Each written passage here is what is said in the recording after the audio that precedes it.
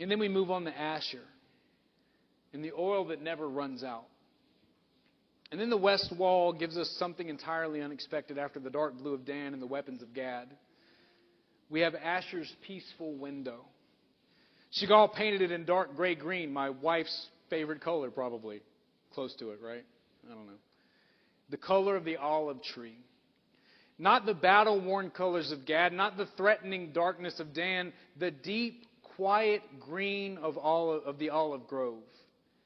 The color of something that has been growing for a very long time and is still producing. Jacob's blessing over Asher is one of the most abundant in the entire chapter, in chapter 49. Asher's food shall be rich, and he shall yield royal delicacies. Rich food, royal delicacies, a tribe whose bread is fat, a tribe that produces what kings eat. And then Moses goes on and amplifies this in Deuteronomy chapter 33. Most blessed are of sons be Asher. Let him be the favorite of his brothers, and let him dip his foot in oil. Your bars shall be iron and bronze, and your days so shall your strength be. Dip his foot in oil. And your days, so shall your strength be. Asher's territory in the Promised Land ran along the northern coast. The most fertile strip of land in all of Canaan, the olive groves of Asher, were legendary. The oil produced in Asher's territory was the oil that supplied the tabernacle's menorah. The light of the sacred space fed by Asher's abundance. The tribe that produced the olive oil that kept the candelabrum of the sanctuary burning, which means the candelabrum of Dan and the oil of Asher belong together in a way that Chagall may not have fully intended when he placed them on the same wall. You see, Dan was given the candelabrum and Asher produced the oil, the light and the fuel, the instrument and the resource, the tribe of judgment and the tribe of abundance placed together on the west wall. The candelabrum that went dark because it ran out of the oil that it should have received from its neighbor. This is not accidental. This is the narrator's quiet theology of community. That the tribes need each other.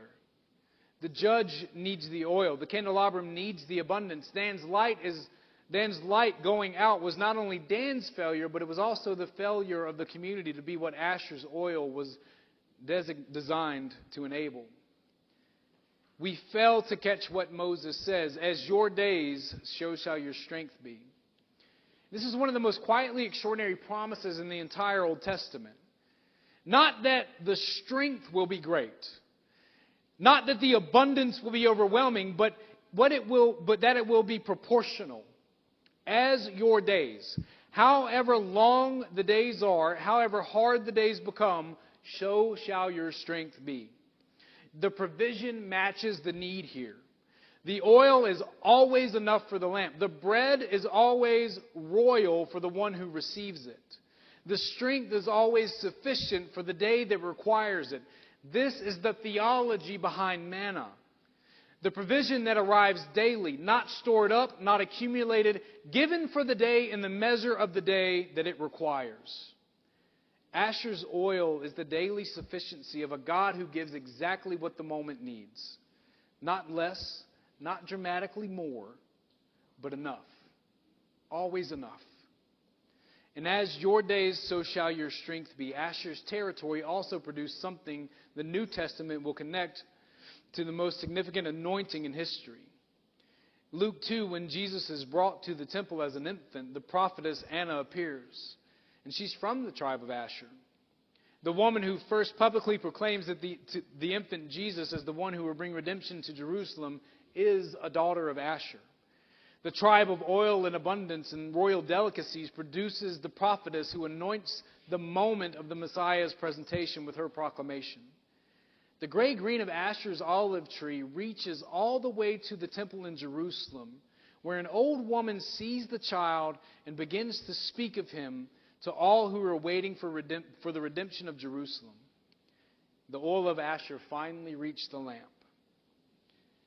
What the west wall is saying